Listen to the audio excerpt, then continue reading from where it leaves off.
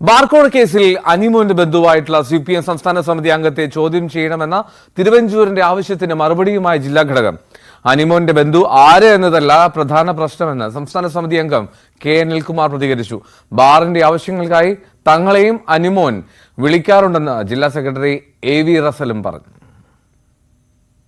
മകനെ ചോദ്യം ചെയ്തുള്ള അന്വേഷണം നീളുന്നതിനിടെയാണ് തിരുവഞ്ചൂർ രാധാകൃഷ്ണൻ CPMനെതിരെ ആരോപണമുന്നയിച്ച് നേരത്തെ രംഗത്ത് വന്നിരുന്നത്.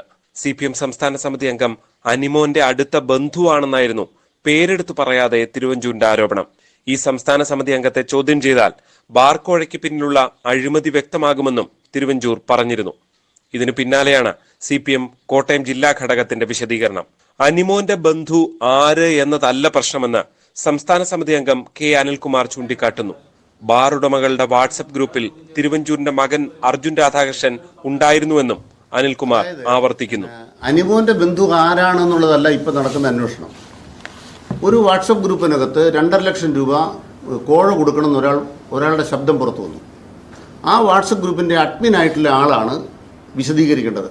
ഒന്ന്, ഈ 2.5 ലക്ഷം രൂപയുടെ പിരിവ് അവിടെ നടന്നോ ഇല്ലയോ, ഇദ്ദേഹം നടത്തുന്ന ബാർ ഹോട്ടൽ ആ പണം കൊടുത്തോ ഇല്ലയോ, ഇതല്ലേ ചോദ്യം. അനിമോന് എത്ര ബന്ധുക്കളുണ്ട് എന്നൊരു ചോദ്യം കേരളത്തിൽ ഉയർത്തേണ്ട ഒരു കാര്യമില്ല.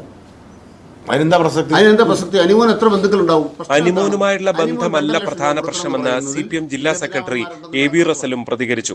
ബാറിന്റെ ആവശ്യങ്ങൾക്കായി തങ്ങളെയും അനിമോൻ വിളിക്കാറുണ്ടെന്ന് റസൽ. അല്ല, തിരുവഞ്ചൂർ രാധാകൃഷ്ണന്റെ ഓഫീസിലേക്കല്ല ഞങ്ങൾ മാർച്ച് നടത്തേണ്ടത്, പിന്നെ എവിടോട്ടാണ് നടന്നത്?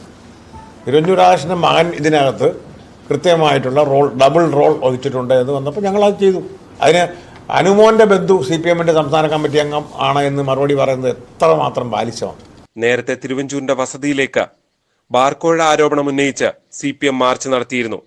CPM മറുപടി പറഞ്ഞതോടെ ബാർക്കോഴയിൽ കോട്ടയത്തെ രാഷ്ട്രീയവും തിളയ്ക്കുമെന്ന് ഉറപ്പായി. ശ്രീജിത്ത്, News 18 കോട്ടയം. അപ്പോൾ മോർണിംഗ് ലൈവ്സിന്റെ സമയം പൂർത്തിയാവുകയാണ്.